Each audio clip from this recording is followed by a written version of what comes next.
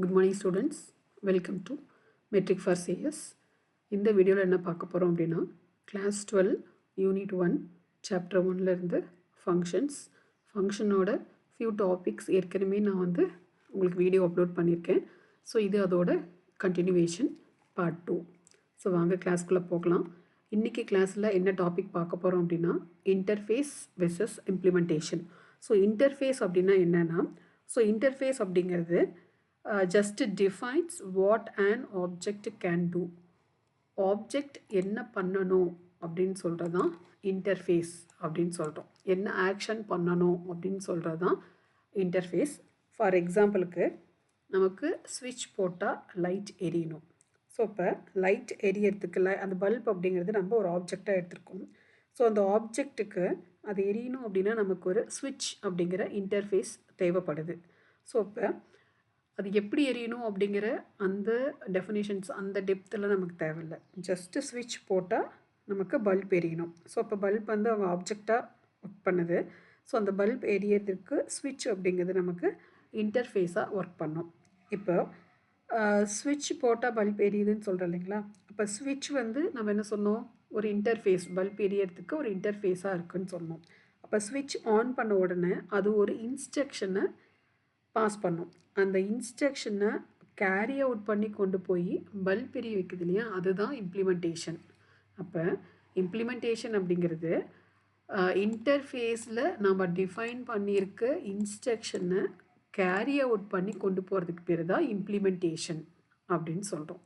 இதே ஊப்ஸ் கான்செப்டில் இந்த இன்டர்ஃபேஸ் இம்ப்ளிமெண்டேஷன்ஸ் எப்படி சொல்கிறோம் அப்படின்னா, இன்டர்ஃபேஸ் அப்படிங்கிறது it is a description of all functions in a class. ஒரு கிளாஸில் இருக்க எல்லா ஃபங்க்ஷனோடையும் நாம் டிஃபைன் பண்ணியிருக்க எல்லா ஃபங்க்ஷனோடையும் டிஸ்கிரிப்ஷன் தான் இன்டர்ஃபேஸ் அப்படின்னு சொல்கிறோம். அதாவது அதோட பர்பஸ் என்ன அப்படின்னா, so allow the computer to enforce the properties of a class. கிளாஸில் இருக்க ப்ராப்பர்ட்டிஸ் எல்லாமே அது என்ன பண்ணும் அப்படின்னா it is allow the computer. இப்போ ரெண்டுக்கும் உள்ள டிஃப்ரென்ஷியேஷன். இன்டர்ஃபேஸ் அப்படிங்கிறது defines what an object can do. ஸ்விட்ச் போட்டால் பல்ப் எரியணும். ஸோ இது ஒரு நமக்கு அந்த இடத்துல ஸ்விட்சுங்கிறது நமக்கு ஒரு இன்டர்ஃபேஸாக இருக்குது. அந்த ஸ்விட்ச் பல்ப் எரியறதுக்கு ஒரு இன்ஸ்ட்ரக்ஷனை அது கேரி அவுட் பண்ணும். அந்த இன்ஸ்ட்ரக்ஷனை தான் என்ன சொல்கிறோம் அப்படின்னா இம்ப்ளிமெண்டேஷன் அப்படின்னு சொல்கிறோம். அப்போ ஊப்ஸ் கான்செப்டில் கிளாஸ் அப்படிங்கிறது இன்டர்ஃபேஸ், அது மட்டும் இல்லாமல் அந்த ஆப்ஜெக்ட் எப்படி ப்ராசஸ் ஆகுது, அதோட எக்ஸிக்யூஷன் எப்படி இருக்குது, இதெல்லாம் சேர்ந்து தான் இம்ப்ளிமெண்டேஷன். அப்போ ஒரு இன்டர்ஃபேஸும் இம்ப்ளிமெண்டேஷன் சேர்ந்து தான் கிளாஸை ரன் பண்ணுது அப்படின்னு சொல்லலாம். தென் இன்டர்ஃபேஸோட கேரக்டரிஸ்டிக்ஸ், அதோட பண்புகள் என்னென்ன. ஸோ நம்ம ரெண்டு கேரக்டரிஸ்டிக்ஸ் பார்க்க போகிறோம். ஃபஸ்ட்டு ஒன் என்னென்னா, இன்டர்ஃபேஸ் கிளாஸுக்கு ஆப்ஜெக்டை க்ரியேட் பண்ணிவிட்டு அந்த ஆப்ஜெக்ட் ப்ராப்பராக ரன் ஆகுதா, ஆப்ரேட் ஆகுதா அப்படின்னு சொல்லி பார்க்கும். செகண்ட் கேரக்டரிஸ்டிக்ஸ் என்னென்னா, ஆப்ஜெக்டை ஃபங்க்ஷனுக்கு சென்ட் பண்ணுறது மூலமாக அந்த ஆப்ஜெக்டோட ஆட்ரிபியூட்டையும் பிஹேவியரும் கண்ட்ரோல் பண்ணும். ஸோ இந்த ரெண்டு கேரக்டரிஸ்டிக்ஸும் இன்டர்ஃபேஸ் பண்ணுது. மறுபடியும் ரிப்பீட் பண்ணுறேன். ஃபஸ்ட்டு கேரக்டரிஸ்டிக்ஸ் என்ன அப்படின்னா, ஸோ இன்டர்ஃபேஸ் கிளாஸுக்கு ஆப்ஜெக்டாக க்ரியேட் பண்ணிவிட்டு அந்த ஆப்ஜெக்ட் ப்ராப்பராக ஆப்ரேட் ஆகுதான்னு சொல்லி பார்க்குறது ஃபஸ்ட்டு வேலை. செகண்ட் ஒர்க் என்ன பண்ணும் அப்படின்னா, ஆப்ஜெக்டை ஃபங்க்ஷனுக்கு சென்ட் பண்ணிவிட்டு அந்த ஆப்ஜெக்ட் வயா அதோட ஆட்ரிபியூட்டையும் பிஹேவியரையும் கண்ட்ரோல் பண்ணும். இது ரெண்டும் தான் கேரக்டரிஸ்டிக்ஸ் ஆஃப் இன்டர்ஃபேஸ். இப்போ நமக்கு ஒரு எக்ஸாம்பிள் கொடுத்துருக்காங்க. இந்த எக்ஸாம்பிள் வச்சு எது இன்டர்ஃபேஸ் எது இம்ப்ளிமெண்டேஷன் அப்படின்னு சொல்லி பார்க்கலாம். இப்போது ஒரு டிரைவர் இருக்கார், அவர் கார் ட்ரைவ் பண்ண போகிறாரு அப்படின்னா அவருக்கு என்ன தெரிஞ்சால் போதும் அப்படின்னா, காரை ஸ்பீடாக ஓட்டணும் அப்படின்னா ஆக்சிலேட்டரை கொடுத்தா மட்டும் போதும். ஸோ ஆக்சிலேட்டர் எந்த அளவுக்கு அவர் ப்ரெஸ் பண்ணுறாரோ அந்தளவுக்கு காரோட ஸ்பீடு இன்க்ரீஸ் ஆகும். ஸோ கார் வேகமாக ரன் ஆகும். இப்போது இந்த டிரைவருக்கும் என்ஜினுக்கும் நடுவில் இன்டர்ஃபேஸாக எது இருக்குது அப்படின்னா ஆக்சிலேட்டர் இருக்குது அப்படின்னு சொல்கிறாங்க. இப்போ இந்த இன்ஜின் நிறைய பார்ட்ஸால் உருவாக்கியிருக்காங்க. என்னென்ன, ஃபியூவல் இருக்குது, தென் அதோட ஏர் இருக்குது, ப்ரெஷர் இருக்குது, இதெல்லாம் சேர்ந்து தான் இன்ஜின் ரன் ஆகுது. அப்போ அந்த இன்ஜின் எப்படி ரன் ஆகுது, இன்ஜின்குள்ளே என்னென்ன இருக்குது, இதெல்லாம் வந்து ஒரு டிரைவர் தெரிஞ்சுக்கணும்னு நெசசிட்டி கிடையாது. கார் வேகமாக போகணும் அப்படின்னா ஆக்சிலேட்டரை ப்ரெஸ் பண்ணால் போதும், எந்த ஸ்பீடு வேணுமோ அந்த ஸ்பீடு போகும். அப்போ ஒரு டிரைவருக்கும் ஒரு என்ஜினுக்கும் நடுவில் இன்டர்ஃபேஸாக இருக்கிறது ஆக்சிலேட்டர் அப்படின்னு சொல்லியிருக்காங்க. இப்போ இந்த இன்ஸ்ட்ரக்ஷனாக கேரி பண்ணது இல்லைங்களா, அதுக்கு பேர் தான் இம்ப்ளிமெண்டேஷன். இப்போ ஒரு எக்ஸாம்பிள் என்ன கொடுத்துருக்கோம், XYZ அப்படின்னு சொல்லிட்டு 3 வேரியபிள் கொடுத்துட்டு இதில் மினிமம் நம்பர் ஆஃப் எந்த வேரியபிள் வந்து மினிமம் நம்பர் அப்படின்னு சொல்லி வேரியபிள் சொல்லி கண்டுபிடிக்க சொல்லியிருக்காங்க. ஸோ இது ஒரு சின்ன ஒரு ப்ரோக்ராம் நமக்கு இன்டர்ஃபேஸுக்கும் இம்ப்ளிமெண்டேஷனுக்கும் எக்ஸாம்பிளாக கொடுத்துருக்கு. த நெக்ஸ்ட் டாபிக் என்ன அப்படின்னா பியூர் ஃபங்க்ஷன்ஸ். பியூர் ஃபங்க்ஷன்ஸ் அப்படின்னா என்ன, பியூர் ஃபங்க்ஷன்ஸ் வந்து ஒரு ஃபங்க்ஷன் தான். இந்த ஃபங்க்ஷனில் நமக்கு எக்ஸாக்ட் ரிசல்ட்ஸ் வந்து கிடைக்கும். நம்ம சேம் ஆர்குமெண்ட் பாஸ் பண்ணுறோம் அப்படின்னா நமக்கு வந்து எக்ஸாக்ட் ரிசல்ட்ஸ் வந்து நமக்கு கிடைக்க போகுது. ஃபார் எக்ஸாம்பிள் மேக்ஸில் சைன் ஆஃப் 0, ஸோ சைன் 0க்கு என்ன வேல்யூ அப்படின்னு கண்டுபிடிச்சோம் அப்படின்னா அதோட ரிசல்ட்ஸ் வந்து 0 தான். ஸோ அப்போ நம்ம சைன் 0 நீங்கள் எத்தனை டைம் பாஸ் பண்ணாலுமே அதோட ஆன்சர் வந்து நமக்கு 0 தான் கிடைக்க போகுது. ஏன்னா நம்ம பாஸ் பண்ணுற ஆர்குமெண்ட் வந்து சேமாக இருக்கிறதுனால நமக்கு எக்ஸாக்ட் வேல்யூ வந்து கெட் பண்ண முடியும். ஸோ இதுக்கு தான் இதுக்கு பேர் தான் பியூர் ஃபங்க்ஷன் அப்படின்னு சொல்கிறோம். ஸோ இது இன்னும் வேறு மாதிரி எப்படி டிஃபைன் பண்ணலாம் அப்படின்னா, ஸோ எக்ஸ்டர்னல் ஒரு வேரியபிள் வந்து இந்த பியூர் ஃபங்க்ஷனோட வேல்யூ வந்து சேஞ்ச் பண்ணாத வரைக்கும் இது அதோட பிஹேவியர் வந்து மாறவே மாறாது. அதாவது ஒரு ஃபங்க்ஷனில் நம்ம சேம் ஆர்குமெண்ட் பாஸ் பண்ணிகிட்டே இருந்தோம் அப்படின்னா அது நமக்கு எக்ஸாக்ட் ரிசல்ட்டை கொடுத்துக்கிட்டே இருக்கும், வேல்யூ வந்து மாறாது. ஒரு எக்ஸ்டர்னல் ஃபேக்டர், ஒரு எக்ஸ்டர்னல் வேரியபிள் வந்து அதோட இந்த வேரியபிளோட பிஹேவியரை சேஞ்ச் பண்ணுற வரைக்கும் இந்த பியூர் ஃபங்க்ஷனோட வேல்யூ வந்து மாறாது. இதுதான் பியூர், அதாவது எக்ஸாக்ட் ரிசல்ட்டை நமக்கு கெட் பண்ண முடியும். இப்போ ஒரு எக்ஸாம்பிள் என்ன கொடுத்துருக்காங்க, ஸ்கொயர் வேல்யூ. இப்போ ஸ்கொயர் வந்து நான் 5 அப்படின்னு சொல்லி கொடுத்துட்டேன் அப்படின்னா, ஸோ 5 × 5 நமக்கு 25. நான் எத்தனை டைம் இந்த ஃபங்க்ஷனை கால் பண்ணாலும், எத்தனை டைம் நான் 5ங்கிற வேல்யூவை நான் பாஸ் பண்ணாலும் எனக்கு வரப்போகிற ஆன்சர் 25 தான். ஸோ இது வந்து சேஞ்ச் பண்ணவே முடியாது, இது மாறாது. ஸோ இதுக்கு தான் பியூர் ஃபங்க்ஷன். நம்ம சேம் ஆர்குமெண்ட்டு தான் யூஸ் பண்ணுறோம்.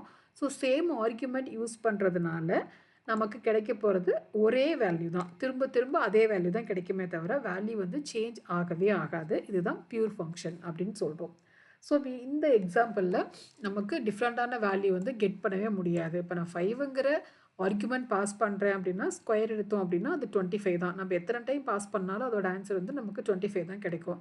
ஸோ பியூர் ஃபங்க்ஷனில் ஒரு தியரிட்டிக்கல் அட்வான்டேஜ் இருக்குது. என்ன அட்வான்டேஜ் அப்படின்னா, நான் ஒரு ஃபங்க்ஷனை செவரல் டைம்ஸ் கால் பண்ணாலுமே எனக்கு சேம் ஆர்குமெண்ட்ஸ் வச்சு நான் கால் பண்ணுறதுனால எனக்கு திரும்ப திரும்ப நான் எத்தனை டைம் கால் பண்ணாலுமே எனக்கு ஒரே ஆன்சர் தான் கிடைக்க போகுது.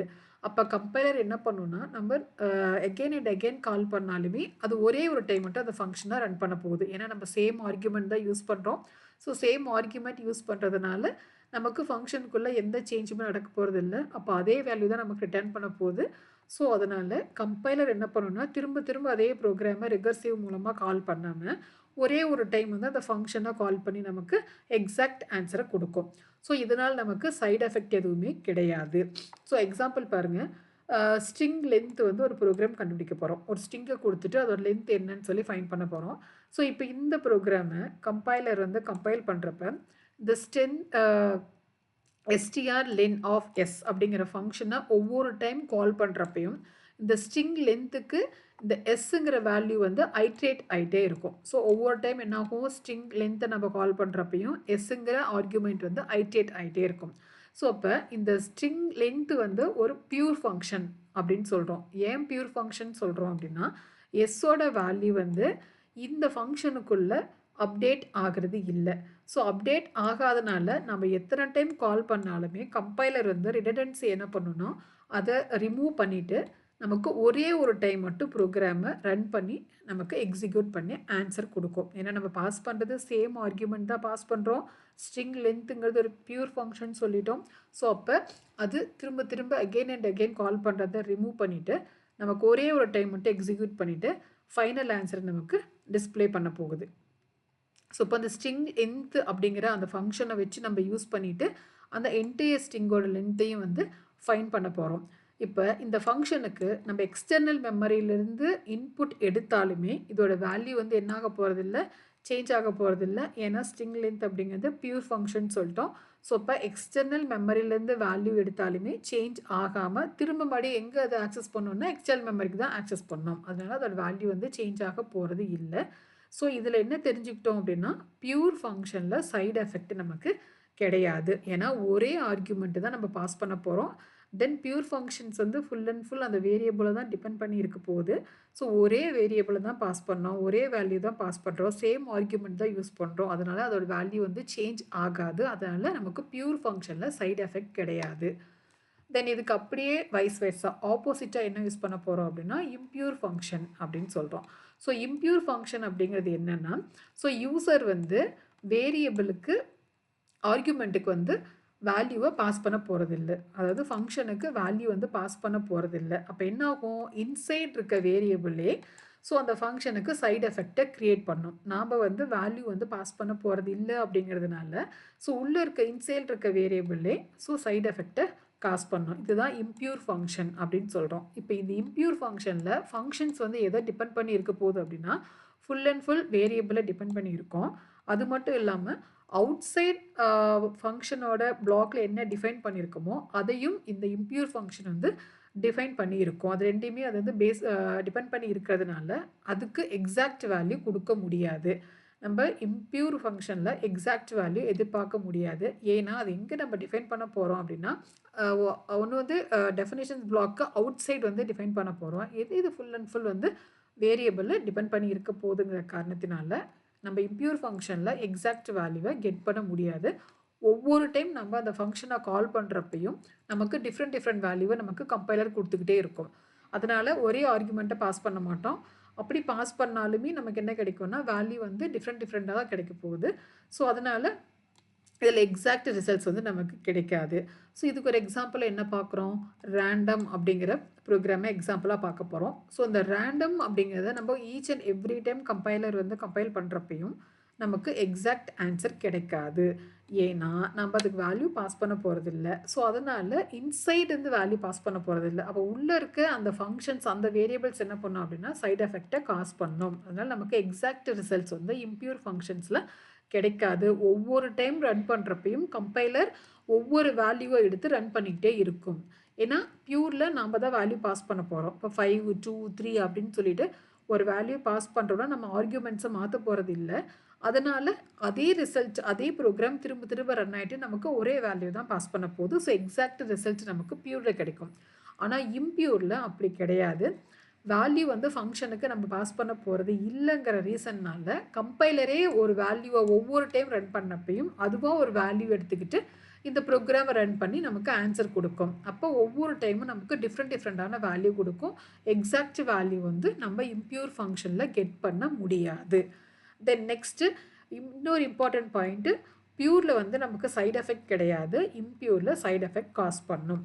சைடு எஃபெக்ட்னா என்ன அப்படின்னு பார்த்தோம்னா, ஸோ சைட் எஃபெக்ட் மோஸ்ட்லி வந்து எங்கே வந்து இன்ட்ராக்ட் பண்ணியிருக்கோம் அப்படின்னா அவுட் சைட் வேர்ல்டு வந்து இன்ட்ராக்ஷன்ஸ் எப்பயுமே அது அவுட் சைட் வேர்ல்டு தான் இன்ட்ராக்ட் பண்ணிகிட்ருக்கோம். ஸோ நம்மளோட கோல் என்ன, யூஸரோட கோல் என்னென்னா ஒவ்வொரு டைமும் நம்ம பியூர் ஃபங்க்ஷன் தான் க்ரியேட் பண்ணாலுமே சம் சுச்சுவேஷனில் அது என்ன ஆகும் அப்படின்னா இம்பியூர் ஃபங்க்ஷனாக க்ரியேட் ஆகுது. ஸோ அப்போ எல்லா டைமே இம்பியூர் ஃபங்க்ஷன் நமக்கு வந்து அட்வான்டேஜ் கொடுக்குமா இல்லை டிஸ்அட்வான்டேஜை கொடுக்குமா அப்படின்னா எல்லா டைமே நமக்கு டிஸ்அட்வான்டேஜை கொடுக்காது. சம்டைம்ஸ் வந்து அது நமக்கு அட்வான்டேஜாக கூட அமைய சான்சஸ் இருக்குது. நம்ம பியூர் ஃபங்க்ஷன் தான் க்ரியேட் பண்ணுறோம், அது சம் கைண்ட் ஆஃப் சுச்சுவேஷனில் என்னவா மாறியது அப்படின்னா இம்பியூராக க்ரியேட் ஆயிடுது. ஸோ இம்பியூர் க்ரியேட் ஆனால் நமக்கு சைட் எஃபெக்ட் காஸ் பண்ணும். நம்மளால் எக்ஸாக்ட் வேல்யூ வந்து கெட் பண்ண முடியாது. எல்லா டைமும் இந்த ப்ராப்ளம் இருக்குமா அப்படின்னா கிடையாது, எல்லா டைமும் இல்லை. சம் சுச்சுவேஷனில் மட்டும்தான் பியூர் வந்து இம்பியூராக சேஞ்ச் ஆனாலுமே நமக்கு சைடு எஃபெக்ட் கொடுக்காது, அதாவது டிஸ்அட்வான்டேஜ் வந்து கொடுக்காது அப்படின்னு சொல்கிறாங்க. இப்போ இந்த எக்ஸாம்பிள் ப்ரோக்ராமில் ஒரு வேரியபிளை எப்படி வந்து அவுட் சைட் ஃபங்க்ஷன் வந்து கால் பண்ணுறது அப்படின்னு பார்க்கலாம். இப்போ லெட் ஒய் ஈக்குவல் டு 0 அப்படிங்கிறது நம்ம இன்சைட் ஃபங்க்ஷனில் டிஃபைன் பண்ணியிருக்கோம்.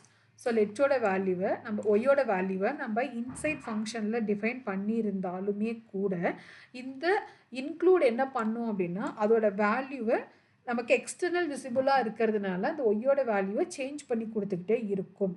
ஸோ அதனால் நம்மளால் என்ன பண்ண முடியாதுன்னா சம்டைம்ஸ் வந்து ஈஸியாக இதை சைடு எஃபெக்டாக நம்மளால் அண்டர்ஸ்டாண்ட் பண்ணிக்க முடியும். ஆனால் சம்டைம்ஸ் அதை கண்டுபிடிக்கிறது ரொம்ப ட்ரிக்கியான ஒர்க்கும் கூட அப்படின்னு சொல்லியிருக்காங்க. அதாவது ஒய் வந்து நம்ம இன்சைட் ஃபங்க்ஷன் கால் பண்ணியிருந்தாலுமே இந்த ஐஎன்சி என்ன பண்ணும் அப்படின்னா, அதாவது ஐஎன்சி இன்க்ளூட் என்ன பண்ணும் அப்படின்னா, இது ஒரு எக்ஸ்டர்னல் விசிபிள் வேரியபிளாக ஒய்யை கன்சிடர் பண்ணிக்கிட்டு அதோட வேல்யூவை நமக்கு இங்கே பாருங்க சேஞ்ச் பண்ணி கொடுத்துக்கிட்டே இருக்கும்.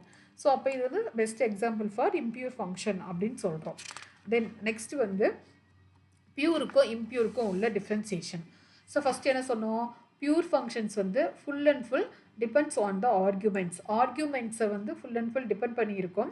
ஸோ இதில் நம்ம சேம் செட் ஆஃப் ஆர்கியூமெண்ட்ஸ் தான் பாஸ் பண்ணுறோம். So same set of arguments pass பண்ணுறதுனால நமக்கு சேம் ரிட்டர்ன் வேல்யூ தான் கிடைக்க போகுது.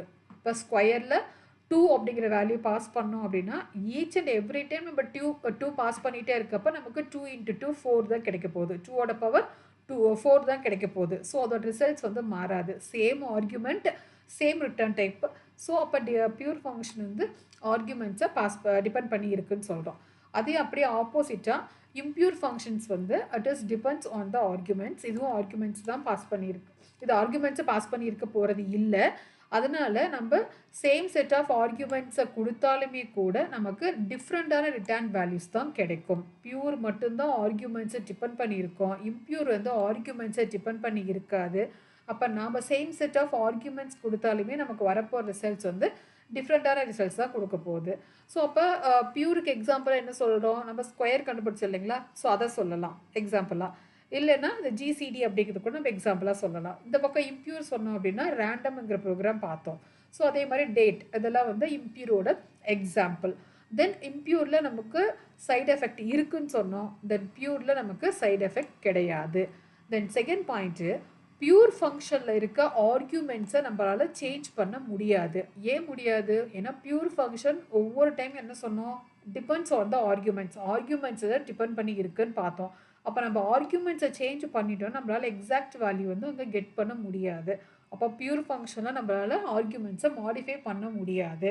அதே இம்பியூர் ஃபங்க்ஷனில் நம்மளால் ஆர்கியூமெண்ட்ஸை மாடிஃபை பண்ண முடியும். எப்படி முடியும்? ஏன்னா இது வந்து ஆர்கியூமெண்ட்ஸை டிபெண்ட் பண்ணி இல்லை. அதனால் நம்ம எப்போ வேணாலும் எந்த ஆர்கியூமெண்ட்ஸை வேணாலும் இம்பியூர் ஃபங்க்ஷனில் சேஞ்ச் பண்ண முடியும். ஸோ இதுக்கு எக்ஸாம்பிளாக தான் ஜிசிடி கண்டுபிடிக்க போகிறோம். கிரேட்டஸ்ட் காமன் டிவிஷன் அப்படிங்கிற ப்ரோக்ராம் வந்து அதுக்கு ஒரு எக்ஸாம்பிளாக கொடுத்துருக்காங்க. ஸோ இப்போ இந்த எக்ஸாம்பிளில் இந்த பியோட வேல்யூ வந்து ஈக்குவல் டு 0 ஆகிற வரைக்கும் இது ரிகர்சிவாக அதை வந்து கால் பண்ணிக்கிட்டே இருக்கும். ஸோ இதில் இந்த ஏ அண்ட் பி இந்த 2 ஆர்கியூமெண்ட்டுமே ஜிசிடிக்கு ஃபங்க்ஷனுக்கு வந்து வேல்யூ வந்து பாஸ் பண்ணிகிட்டே இருக்க போகுது. ஸோ இதுதான் பியூர் ஃபங்க்ஷனுக்கு இன்னொரு எக்ஸாம்பிளாக சொல்கிறோம். ஸோ பியூர் ஃபங்க்ஷனாக என்ன பார்த்தோம் டெஃபினிஷன், ஆர்கியூமெண்ட்ஸை டிபெண்ட் பண்ணியிருக்கும். தென் அதனால் நமக்கு சேம் ரிட்டர்ன் வேல்யூஸ் தான் கிடைக்க போகுது அப்படின்னு பார்த்தோம் இல்லைங்களா. ஸோ அதே மாதிரி இந்த எக்ஸாம்பிளில் பியோட வேல்யூ வந்து 0 ஆகிற வரைக்கும் இந்த ஃபங்க்ஷன் வந்து அதைவே ரிகர்சிவாக கால் பண்ணிகிட்டே இருக்கும். ஸோ இந்த ஜிசிடிக்கு வேல்யூ எங்கேருந்து கிடைக்குது அப்படின்னா ஏபி அப்படிங்கிற ஃபங்க்ஷன்ஸ் மூலமாக நான் ஆர்கியூமெண்ட்ஸ் மூலமாக நம்ம வேல்யூ வந்து பாஸ் பண்ணிட்டே இருக்க போகிறோம். தென் நெக்ஸ்ட்டு 11th சாப்டரில் உங்களுக்கு 11th ஸ்டாண்டர்டில் உங்களுக்கு ஒரு ப்ரோக்ராம் கொடுத்துருப்பாங்க. என்ன ப்ரோக்ராம்? குரோமோலேண்டில் இருக்க செமிலியானோட ஒரு ப்ராப்ளம் வந்து நம்ம கொடுத்துருப்பாங்க. அங்கே வந்து சொல்யூஷன்ஸ் கிடையாது. ஸோ சொல்யூஷன்ஸ் எங்கே கொடுத்துருக்காங்க அப்படின்னா கிளாஸ் 12ல் வந்து உங்களுக்கு கொடுத்துருக்காங்க. ஸோ இது என்ன ப்ராப்ளம், இதோட பேசிக் என்ன அப்படின்னா 2 செமிலியான்ஸ் வந்து சேம் நம்பர் ஆஃப் இருந்தது அப்படின்னா 3ஆவதாக மீட் பண்ணுற 2 செமிலியான் வந்து சேம் கலராக இருந்து மீட் பண்ணிக்கிச்சுன்னா ஸோ அப்போ ஆப்போசிட்டில் இருக்க 3ஆவது செமிலியானோட கலரை வந்து அதை சேஞ்ச் பண்ணி விடும் அப்படின்னு பார்த்தோம் இல்லைங்களா. அதே தான் இங்கேயும் 2 செமிலியானோட டைப் வந்து நம்பர் வந்து ஈக்குவலாக இருந்தது அப்படின்னா 3rd செமிலியானோட கலரு வந்து இது சேஞ்ச் பண்ணும். அப்படி சேஞ்ச் பண்ணுறப்ப 2 செமிலியானோட நம்பர்ஸ் வந்து எப்படி இருக்கணும் அப்படின்னா சேமாக இருக்கணும். அதனால தான் இங்கே என்ன கொடுத்துருக்காங்கன்னா A is equal to B. நமக்கு இதுதான் கண்டிஷன். 2 செமிலியான் ஒரே நம்பரில் இருந்தது அப்படின்னா அது மீட் பண்ணுற 3rd செமிலியானோட கலரை சேஞ்ச் பண்ணும் அப்படின்னு பார்த்தோம். அப்போ ஒவ்வொரு டைம் வந்து 2 செமிலியான் ஒரே நம்பரில் மீட் பண்ணுறப்ப 3rd வந்து சேஞ்ச் பண்ணும். அப்போ ஏவும் பியும் ஈக்குவலாக இருந்தால் மட்டும்தான் இது பாசிபிள். இது ஏ பி தான் இருக்கணுமா அப்படின்னா கிடையாது. ஏசியாக இருக்கலாம். நீங்கள் பியை வந்து அவுட்புட்டாக வச்சுக்கோங்க. இன்புட்டுக்கு 2 வேரியபிள் எடுத்துக்கோங்க.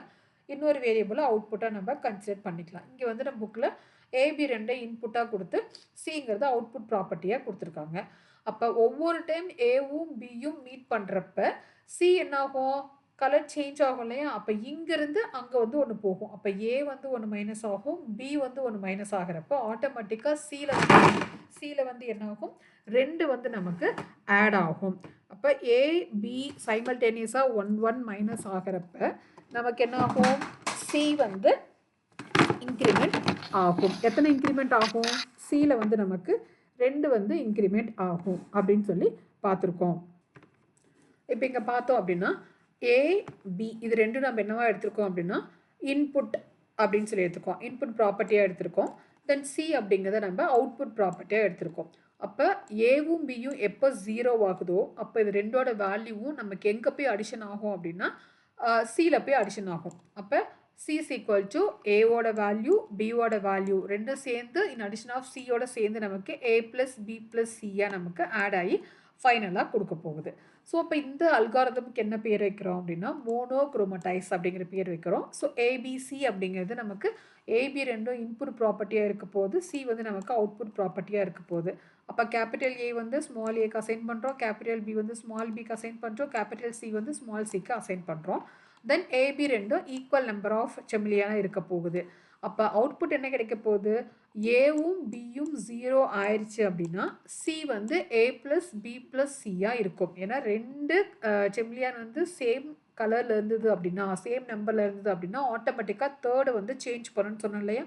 அப்போ இதுலேருந்து ஒன்று மைனஸ் ஆகிட்டு பிலேருந்து ஒன்று மைனஸ் ஆகிட்டு ஏலேருந்து ஒன்று மைனஸ் பிலேருந்து ஒன்று மைனஸ் ஆகிட்டு சியில் ஆட்டோமேட்டிக்காக 2 வந்து ஆட் ஆக போகுது.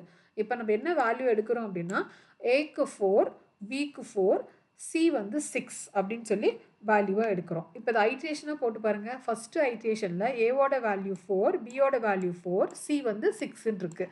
இப்போ அடுத்த ஐட்ரேஷன் போகிறப்ப என்ன ஆகும், ஏலேருந்து ஒன்று மைனஸ் ஆகிட்டு பிலேருந்து ஒன்று மைனஸ் ஆகிட்டு சியில் வந்து +2 ஆட் ஆகும். அப்போ 4ங்கிறது வந்து 3 ஆகும், பியில் இருக்க 4 3 ஆகும், சியில் இருக்க 6 வந்து 8 ஆகும். அடுத்த ஐட்ரேஷன் போகிறப்ப எகெயின் மறுபடியும் -1 ஆகும். அப்போ இங்கே ஒரு -1 இங்கே ஒரு -1 இது 2 2 2 சேஞ்ச் ஆகுது. இது வந்து 8 + 2 10 அப்படின்னு கிடைக்கும். அடுத்த ஐட்ரேஷன் போகிறப்ப 2 - 1 1 2 - 1 1 10 + 2 12. அடுத்த ஐட்ரேஷன் போகிறப்ப 1 - 1 0 1 - 1 0 12 + 2 14. இப்போ நமக்கு என்ன கண்டிஷன் கொடுத்துருந்தோம், பியோட வேல்யூ என்ன ஆகணும்னு பார்த்தோம், ஏவோட வேல்யூ பியோட வேல்யூ 0 ஆகிறப்ப தான் நமக்கு ஐட்ரேஷன் ஸ்டாப் ஆகும்னு பார்த்தோம். அப்போ இங்கே ஏவோட வேல்யூ 0 ஆயிடுச்சு, பியோட வேல்யூ 0 ஆயிடுச்சு. அப்போ இதிலிருந்து 2 வேல்யூஸ் எங்கே அதான் நம்ம பார்த்தோம். C = A + B + C. சியோட வேல்யூ என்ன வேல்யூ இருந்ததோ அதோட ஏவோட வேல்யூவும் பியோட வேல்யூ நமக்கு ஆட் பண்ணணும்னு பார்த்தோம். ஸ்டார்டிங்கில் ஏவோட வேல்யூ 4 இருந்தது, தென் பியோட வேல்யூ 4 இருந்தது, சியோட வேல்யூ 6 இருந்தது. அப்போ இது ஆட்டோமேட்டிக்காக எல்லா ஐட்ரேஷன் கம்ப்ளீட் பண்ணி முடிச்சதுக்கப்புறம் எங்கே வந்துச்சு அப்படின்னா சிக்கு வந்துடுச்சு. அப்போ 4 + 4 8 8 + 6 வந்து 14. ஸோ அப்போ சியில் ஃபைனலாக எத்தனை செமிலியான் இருக்கும் அப்படின்னா 14 நம்பர் ஆஃப் செமிலியான் இருக்கும். இதை தான் நம்ம அல்காரிதம் ஃபார்மேட்டில் இது இன்புட்டுன்னு கொடுத்துருக்கோம், தென் அவுட்புட் கொடுத்துருக்கோம். என்ன கண்டிஷன்ஸ், வைல் ஏ வந்து 0வோட பெருசாக இருக்கணும். 0 ஆச்சு அப்படின்னா நமக்கு என்ன ஆகும், 0 ஆச்சு அப்படின்னா வேல்யூ வந்து சியில் போய் ரீச் ஆகும். அப்போ ஏலேருந்து 1 மைனஸ் ஆகும், பிலேருந்து 1 மைனஸ் ஆகும், சியில் ஆட்டோமேட்டிக்காக 2 வந்து இன்க்ரீஸ் ஆகும். இதுதான் இங்கே ஒரு ஃப்ளோ சார்ட் போட்டிருக்காங்க. ஸோ அந்த ஃப்ளோ சார்ட்டில் எந்தெந்த ஃப்ளோ சார்ட் அப்படின்னாவே தெரியும் நமக்கு, it is a graphical representation அப்படின்னு சொல்கிறோம். ஸோ இதில் எந்தெந்த ஷேப்ஸ் வந்து எங்கெங்கே யூஸ் பண்ணுவோம், இங்கே வந்து நம்ம என்ன கொடுத்துருக்கோம், பேரலோகிராம் கொடுத்துருக்கோம். எதுக்காக, இது இன்புட் இது அவுட்புட். ஸோ அதுக்காக இங்கே பேரலோகிராம் சிம்பிள் கொடுத்துருக்கோம். ஸோ நடுவில் வந்து ஒரு டைமண்ட் கொடுத்துருக்கோம். எதுக்காக, இங்கே வந்து டெசிஷன் மேக்கிங் நடக்குது. ஸோ கண்டிஷன்ஸ் இங்கே தான் எழுதியிருக்கோம், அதனால் இங்கே டைமண்ட் பாக்ஸ். தென் இந்த ஏரோ மார்க்குக்கு என்ன வேலை, it is the flow of the statement control. இந்த ஃப்ளோ எங்கே கண்ட்ரோல் ஆகுது அப்படின்னு பார்க்கறதுக்காக நமக்கு இந்த ஏரோ மார்க். தென் ஃபைனலாக அல்காரிதம் அங்கே என்ன ஃபார்மேட்டில் எழுதணுமோ அதே ஃபார்மேட்டில் ஏ வந்து 0வோட பெருசாக இருக்கிற வரைக்கும் என்ன ஆகும், ஏலேருந்து 1 பிலேருந்து 1 சியில் போய் 2 ஆட் ஆகும். ஏ எப்போ ஈக்குவல் டு 0 ஆயிடுச்சு அப்படின்னா அப்போ நமக்கு அல்காரிதம் ஸ்டாப் ஆகும். ஸோ இதுதான் நமக்கு சாப்டர் 1ல் இருக்க ஃபங்க்ஷன் லெசன்ஸ். ஸோ இப்போ இந்த லெசனில் பாயிண்ட் டு ரிமெம்பரில் என்னென்ன கொடுத்துருக்காங்க அப்படின்னா, அல்காரிதம் எப்படி வந்து எக்ஸ்பிரஸ் ஆகும் அப்படின்னா ஸ்டேட்மெண்ட் மூலமாக தான் எக்ஸ்பிரஸ் ஆகும். ப்ரோக்ராமிங் லாங்குவேஜில் ஸ்டேட்மெண்ட் மூலமாக தான் எக்ஸ்பிரஸ் பண்ண போகுது. ஸோ நம்ம each and every line are considered as a statement அப்படின்னு சொல்லியிருக்கோம். தென் சப்ரூட்டீன்ஸ்னால் என்ன? சப்ரூட்டீன் அப்படிங்கிறது it is a small section of code. ஒரு பெரிய ப்ரோக்ராமை ஸ்மாலர் மாடியூலாக பிரிச்சுட்டு ஸோ நம்ம வந்து அதுக்கு சொல்யூஷன்ஸ் ஃபைன் பண்ணி ஃபைனலாக எல்லாம் ஒட்டுக்காக சேர்த்தணும் அப்படின்னா அதை தான் நம்ம சப்ரூட்டீன்ஸ் அப்படின்னு சொல்லுவோம். ஸோ அது ஒரு பர்டிகுலர் டாஸ்க்கு வந்து பர்ஃபார்ம் பண்ண போகுதுன்னு சொன்னோம். சப்ரூட்டீன்ஸ்க்கு இன்னொரு பேர் என்ன சொன்னோம்? ஃபங்க்ஷன்ஸ்ன்னு சொல்லலாம், அதை மாடியூல்ஸ்ன்னு சொல்லலாம், இல்லை ப்ரொசீஜர் அப்படின்னு சொல்லலாம்னு சொல்லியிருந்தோம். தென் ஃபங்க்ஷன் எங்கே யூஸ் பண்ணுவோம் அப்படின்னா ஒரு கிரேட்டர் கோட் ஆஃப் ஸ்ட்ரக்சரில் ஒரு பெரிய ப்ரோக்ராமில் தான் நம்ம ஃபங்க்ஷனை யூஸ் பண்ண போகிறோம். ஸோ அந்த ஃபங்க்ஷன் அப்படின்னா என்னது? இட் இஸ் த ஸ்மாலர் ப்ரோக்ராமாக பிரிக்கிறதுக்கு பேர் தான் ஃபங்க்ஷன். இந்த ஃபங்க்ஷனில் என்ன இருக்கும்? இந்த ஃபங்க்ஷன் வந்து it is contains of set of code இருக்க போது அந்த கோடு வந்து யூசர்கிட்டேருந்து இன்புட்டை வாங்கிட்டு ஸோ அதை பேஸ் பண்ணி ஒர்க் பண்ணும், கான்க்ரீட் அவுட்புட்டை ப்ரொடியூஸ் பண்ணும். அந்த இன்புட் எப்படி இருக்கலாம்? அது வேரியபிளாகவும் இருக்கலாம் அல்லது எக்ஸ்பிரஷனாகவும் இருக்கலாம்னு சொல்லியிருந்தோம். தென் டெஃபினிஷன்ஸ்னால் என்ன? இப்போ A:=24 அப்படின்னு இருக்குன்னா அந்த 24ங்கிறது இட் இஸ் அ நம்பர். அந்த நம்பர் வந்து ஏங்கிற வேரியபிளுக்கு பைண்ட் ஆகும். அந்த பைண்ட் பண்ணுறதுக்கு பேர் தான் டெஃபினிஷன். அது வந்து டிஸ்டிங்க்ட் சின்டாக்டிக் பிளாக்காக இருக்கும் அப்படின்னு சொன்னோம்.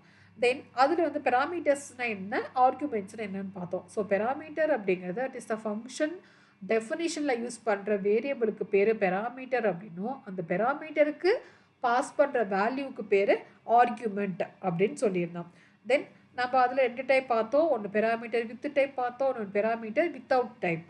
ஸோ பெராமீட்டர் வித் டைப்பில் என்ன பார்த்துருந்தோம் அப்படின்னா, இப்போ யூசர் வந்து பெராமீட்டர் டேட்டா டைப் கொடுக்கல அப்படின்னா கூட தென் கம்பைலராக அதோட டேட்டா டைப் என்னென்னு அசம்ஷன் பண்ணிக்கும். ஸோ எப்படி அசம்ஷன் பண்ணிக்கும் வித்தவுட் டைப்பில்? ஸோ வேல்யூஸ் வந்து நம்ம எந்த வேரியபிளோட கம்பேர் பண்ணுறோம், வித்தவுட் டைப்பில் எந்த வேரியபிளோட கம்பேர் பண்ணுறோம். இது நமக்கு கொடுத்த எக்ஸாம்பிள் ப்ரோக்ராமில் பியோட வேல்யூ வந்து ஈக்குவல் டு 0க்கு கம்பேர் பண்ணியிருந்தோம். ஸோ அப்படி இருந்தது அப்படின்னா நமக்கு ரிட்டர்ன் பண்ண போகிறது 1ங்கிற இன்டீஜர் ரிட்டர்ன் பண்ணியிருந்தோம். தென் அங்கே A அப்படிங்கிற ஒரு வேரியபிள் தென் மல்டிப்ளைடு இன்னொரு எக்ஸ்ப்ரெஷனோட மல்டிப்ளை பண்ணதுனால அதை நம்ம வந்து இன்டீஜர்னு சொல்லி யூசர் கொடுக்கல அப்படின்னாலும் கம்பைலர் வந்து எடுத்துக்கோன்னு சொல்லி பார்த்தோம். இந்த பெராமீட்டர் வித் டைப்பில் நாம்ளே வந்து ஃபங்க்ஷன் டெஃபினிஷனில் A:*int B:*intன்னு சொல்லி கொடுத்துருந்தோம். ஸோ நாம் டிஃபைன் பண்ணியிருந்தோம்.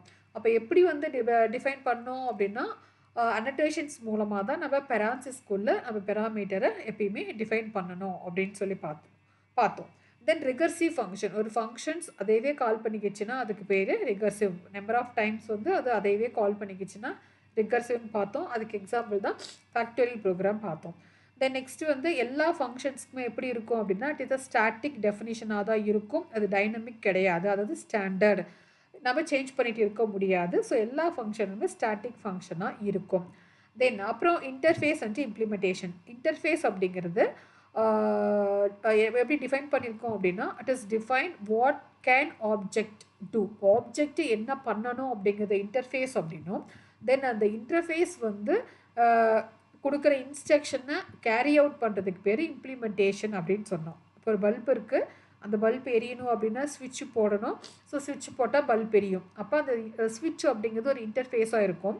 அந்த ஸ்விட்ச் போட்டால் பல்ப் எரியணும் அப்படிங்கிறப்ப அந்த இன்ஸ்ட்ரக்ஷன்ஸை வந்து கேரி பண்ணி கொண்டு போகிறத இம்ப்ளிமெண்டேஷன் சொல்லியிருந்தோம். அது 2 கேரக்டரிஸ்டிக்ஸ் இருக்குதுன்னு பார்த்தோம். ஒன்று வந்து இன்டர்ஃபேஸ் வந்து கிளாஸுக்கு ஆப்ஜெக்டை க்ரியேட் பண்ணிவிட்டு அது மூலமாக அந்த ஆப்ஜெக்ட் ப்ராப்பராக ரன் ஆகுதா அப்படின்னு சொல்லி பார்க்கும். தென் செகண்ட் கேரக்டரிஸ்டிக்ஸ் என்ன பார்த்தோம்? ஒரு ஆப்ஜெக்ட் வந்து ஃபங்க்ஷனுக்கு சென்ட் பண்ணிவிட்டு அந்த ஆப்ஜெக்ட் வயா ஆட்ரிபியூட்ஸும் பிஹேவியரும் கண்ட்ரோல் பண்ணும் அப்படின்னு சொல்லி பார்த்தோம். தென் நெக்ஸ்ட்டு ஒரு கார் டிரைவர் இருக்கார். அந்த கார் டிரைவருக்கு வந்து கார் வந்து மூவ் பண்ணணும், ஃபாஸ்ட்டாக போகணும் அப்படின்னா ஆக்சிலேட்டரை ப்ரெஸ் பண்ணால் ஃபாஸ்ட்டாக போகுங்கிற அளவுக்கு நாலேஜ் இருந்தால் மட்டும் போதும். அது என்ஜின் எப்படி ரன் ஆகுது, என்ஜின்குள்ளே என்னென்ன இருக்குது, இப்போ ஏரு, ஃபியூவல், ப்ரெஷர் இதெல்லாம் சேர்ந்து தான் என்ஜின் ரன் ஆகுதுன்னா அவர் அந்தளவுக்கு நாலேஜ் தெரிஞ்சிக்க வேண்டிய அவசியம் இல்லை. ஸோ அப்போ அந்த டிரைவருக்கும் இந்த என்ஜினுக்கும் நடுவில் ஆக்சிலரேட்டர் தான் இன்டர்ஃபேஸாக ஒர்க் ஆகுது அப்படின்னு சொல்லி பார்த்தோம். தென் அப்புறம் என்ன பார்த்தோம்? பியூர் ஃபங்க்ஷன்னா என்ன, இம்பியூர் ஃபங்க்ஷன்னா என்ன? பியூர் ஃபங்க்ஷன்ஸ் அப்படிங்கிறது ஒரு ஃபங்க்ஷன் தான். ஸோ இது நமக்கு சேம் ஆர்குமெண்ட்ஸை பாஸ் பண்ணுறப்ப நமக்கு எக்ஸாக்ட் ரிசல்ட் வந்து ப்ரொடியூஸ் பண்ணோம். ஸோ எப்போ வரைக்கும் ப்ரொடியூஸ் பண்ணோம் அப்படின்னா, ஒரு எக்ஸ்டர்னல் வேரியபிள் வந்து அந்த வேரியபிளோட பிஹேவியரை வந்து சேஞ்ச் பண்ணாத வரைக்கும் பியூர் ஃபங்க்ஷன்ஸ் வந்து எக்ஸாக்ட் ரிசல்ட்ஸ் தான் நமக்கு கொடுக்கும். இதுக்கு எக்ஸாம்பிளாக தான் ஸ்கொயர் அப்படிங்கிற ப்ரோக்ராம் பார்த்தோம். Square of 5, square of 2, square of 4 அப்படின்னு நம்ம ஒவ்வொரு டைம் வந்து சேம் ஆர்குமெண்ட்டை யூஸ் பண்ணிகிட்டே இருந்தால் அது சேம் ரிசல்ட்டை தான், எக்ஸாக்ட் ரிசல்ட்டை தான் ப்ரொடியூஸ் பண்ணோம். Then next impure function. So impure functions அப்படின்னா என்னென்னா, ஸோ ஃபங்க்ஷன்ஸ்க்கு வந்து நம்ம ஆர்குமெண்ட்டை பாஸ் பண்ண போகிறது இல்லை. அப்போ ஆர்குமெண்ட்டை பாஸ் பண்ணாதனால உள்ளே இருக்க வேரியபிள்ஸ் வந்து சைடு எஃபெக்டை காஸ் பண்ண நமக்கு நிறைய பாசிபிள் இருக்குது. ஸோ இந்த ஃபங்க்ஷன்ஸ் எதை டிபெண்ட் பண்ணி இருக்கும் அப்படின்னா, டிபெண்ட்ஸ் ஆன் த வேரியபிள்ஸ். அது மட்டும் இல்லாமல் அவுட் சைடில் இருக்க டெஃபினிஷன் பிளாக்கை வந்து அது டிபெண்ட் பண்ணி இருக்கும். ஸோ அதனால நமக்கு எக்ஸாக்ட் ரிசல்ட்ஸ் வந்து இம்பியூர் ஃபங்க்ஷன்ஸில் கிடைக்காது. ஒவ்வொரு டைம் ப்ரோக்ராம் ரன் ஆகிறப்பையும் கம்பைலர் வந்து ஏதாவது ஒரு வேல்யூ எடுத்துகிட்டு அதுக்கு தான் ரிசல்ட்ஸ் கொடுக்குமே தவிர எக்ஸாக்ட் ரிசல்ட்ஸை இம்பியூர் ஃபங்க்ஷன்ஸ் ப்ரொடியூஸ் பண்ணாது. அதில் சைடு எஃபெக்ட் இருக்குது. ஸோ அப்போ ஒவ்வொரு டைம் யூசர் வந்து பியூர் ஃபங்க்ஷன்ஸை க்ரியேட் பண்ணாலுமே சம் டைமில் அந்த பியூர் வந்து இம்பியூர் ஃபங்க்ஷனாக க்ரியேட் ஆகுது. ஸோ அதனால் சம்டைம்ஸ் டிஸ்அட்வான்டேஜும் இருக்குது, சம்டைம்ஸ் அட்வான்டேஜும் இருக்குது. இப்போ இம்பியூர் ஃபங்க்ஷனை அவுட் சைடில் மாடிஃபை பண்ணோம் அப்படின்னா அதோட வேல்யூ வந்து சேஞ்ச் ஆகும். அதுதான் சைடு எஃபெக்ட் க்ரியேட் ஆகிறதுக்கு மோஸ்ட் பாப்புலராக இருக்குது அப்படின்னு சொல்லி பார்த்தோம். ஸோ ஒய்ங்கிறது நம்ம இன்சைடு டிஃபைன் பண்ணியிருந்தாலுமே ஸோ இன்க்ளூட் ஃபங்க்ஷன் என்ன பண்ணுவோம்னா அது வந்து விசிபிள் வேரியபிளாக, எக்ஸ்டர்னல் விசிபிள் வேரியபிளாக கன்சிடர் பண்ணிவிட்டு வேல்யூவை மாற்றிட்டே இருக்கும். ஸோ இது பேஜ் நம்பர் 5ல் இருக்குது. தென் அடுத்து வந்து பியூருக்கும் இம்பியூருக்கும் உள்ள டிஃப்ரென்சியேஷன். ஸோ பியூர் ஃபங்க்ஷன் ஆர்குமெண்ட்டை டிபெண்ட் பண்ணியிருக்கோம். ஸோ ஆர்குமெண்ட்ஸை டிபெண்ட் பண்ணி இருக்கிறதுனால சேம் செட் ஆஃப் ஆர்குமெண்ட்ஸ் தான் பாஸ் பண்ண போகிறோம். அதனால் சேம் ரிட்டர்ன் டைப் தான் கொடுக்க போகுது. அதில் சைடு எஃபெக்ட் எதுவும் கிடையாது. தென் இம்பியூர் ஃபங்க்ஷனில் ஆர்குமெண்ட்ஸை டிபெண்ட் பண்ணி இருக்காது. அதனால் ஒவ்வொரு டைம் நம்ம வேல்யூ பாஸ் பண்ணுறப்பையும் அதோட ரிட்டர்ன் டைப் வந்து வேல்யூ வந்து மாறிட்டே இருக்கும். எக்ஸாக்ட் ரிசல்ட்ஸ் ஃபைண்ட் பண்ண முடியாது. தென் பியூர் ஃபங்க்ஷன் இருக்க ஆர்குமெண்ட்டை நம்மளால் மாடிஃபை பண்ண முடியாது. ஏன்னா ஃபுல் அண்ட் ஃபுல் அது ஆர்குமெண்ட்டு தான் பேஸ் பண்ணி இருக்கிறதுனால ஆர்குமெண்ட்டை மாற்ற முடியாது. இம்பியூர் ஃபங்க்ஷனில் ஆர்குமெண்ட்டை சேஞ்ச் பண்ண முடியும். அதுக்கு எக்ஸாம்பிளாக தான் ஜிசிடிங்கிற ப்ரோக்ராம் பார்த்தோம். இந்த நெக்ஸ்ட்டு குரோமோலேண்டில் இருக்க செமிலியான்ஸ். ஸோ 2 செமிலியான்ஸ் ஒரே கலரில் மீட் பண்ணிக்கிச்சுன்னா ஆட்டோமேட்டிக்காக தேர்ட் செமிலியனோட கலரை அது சேஞ்ச் பண்ணோம். அப்போ நமக்கு என்ன கண்டிஷன் இருக்குது அப்படின்னா, 2 செமிலியான்ஸ் வந்து ஒரே நம்பரில் இருந்தது அப்படின்னா ஆட்டோமேட்டிக்காக தேர்ட் செமிலியனோட கலரை மாற்றும். 2 செமிலியானுங்கிறப்ப ஏபின்னு சொல்லி 2 இன்புட்டாக எடுக்கிறோம், சிங்கிறது வந்து தேர்ட் செமிலியனாக எடுக்கிறோம். அப்போ 2 செமிலியன் ஒரே நம்பராக இருந்தது அப்படின்னா சியை வந்து சேஞ்ச் பண்ணோம். அப்போ ஒவ்வொரு டைம் ஐட்ரேஷன்ஸ் நடக்கிறப்பையும் ஏபியிலேருந்து வேல்யூ மைனஸ் ஆகிட்டு சியில் வந்து 2 அடிஷன் ஆகும். ஏன்னா ஏலேருந்து 1 மைனஸ் ஆகும், பியிலேருந்து 1 மைனஸ் ஆகும், சியில் வந்து 2 வந்து நம்பர் வந்து அடிஷன் ஆகும். அதுக்கு தான் எக்ஸாம்பிளாக ஒரு ஃப்ளோ சார்ட் பார்த்தோம். ஏவோட வேல்யூ 4, தென் பியோட வேல்யூ 4ஆக இருந்தது அப்படின்னா சி வந்து 6ஆக இருக்க போகுது. அப்போ ஒவ்வொரு டைம் ஐட்ரேஷன்ஸ் நடக்கிறப்பையும் சியோட வேல்யூ 2 வந்து ஆட் ஆகிட்டே போகும். எப்போ வந்து ஏவோட வேல்யூவும் பியோட வேல்யூவும் 0 ரீச் ஆகுதோ அப்போ நமக்கு ஐட்ரேஷன் ஸ்டாப் ஆகும். அப்போ சியோட வேல்யூ எப்படி இருக்கும், ஏலேருந்து எல்லா வேல்யூவும் சிக்கு வந்துடும், பியிலேருந்து எல்லா வேல்யூவும் சிக்கு வந்துடும். அப்போ ஏல 1 மைனஸ் ஆகுது, பியில் 1 மைனஸ் ஆகுதுன்னா சியில் வந்து அடிஷன் 2 ஆகும். அப்போ ஆஃப்டர் 4th ஐட்ரேஷனுக்கு அப்புறம் நமக்கு சியோட வேல்யூ எவ்வளோ இருக்கும் அப்படின்னா 6லேருந்து 14 நமக்கு ரீச் ஆகும். ஸோ ஒவ்வொரு டைம் இங்கே மைனஸ் ஆகிறப்ப அங்கே +2 ஆட் ஆகிட்டே போகும். இதை தான் நம்ம ஒரு ஃப்ளோ சார்ட்டில் டிஃபைன் பண்ணியிருந்தோம். ஸோ இந்த ஃப்ளோ சார்ட் அப்படின்னாவே it is the graphical representation அப்படின்னு சொல்கிறோம். ஸோ இந்த கிராஃபிக்கல் ரெப்ரசன்டேஷனில் ஒவ்வொரு ஸ்டேட்மெண்ட்ஸுக்கும் ஒவ்வொரு சிம்பிள்ஸ் யூஸ் பண்ணுவோம். ஸோ எங்கே வந்து இன்புட் அவுட்புட் கொடுக்குறோமோ அந்த இடத்துல நம்ம பேரலோகிராம் யூஸ் பண்ணுவோம். தென் ப்ரோக்ராமோட ஸ்டார்ட் எண்டுக்கு ஓவர் ஷேப் யூஸ் பண்ணுவோம். தென் அந்த ப்ரோக்ராமோட ரிலேஷன்ஷிப்பை வந்து டிஃபைன் பண்ணுறதுக்காக ஃப்ளோ சார்ட்டில் ஏரோ மார்க் யூஸ் பண்ணுவோம். தென் எங்கே வந்து கண்டிஷன்ஸ் கொடுக்குறோமோ அங்கே டைமண்ட் ஷேப் யூஸ் பண்ணுவோம். ஸோ இதுதான் சாப்டர் 1. தென் அதில் இருக்க பாயிண்ட்ஸ் வந்து நம்ம ஃபுல் அண்ட் ஃபுல் நம்ம பாயிண்ட்ஸ் டு ரிமெம்பர் பார்த்துட்டோம்.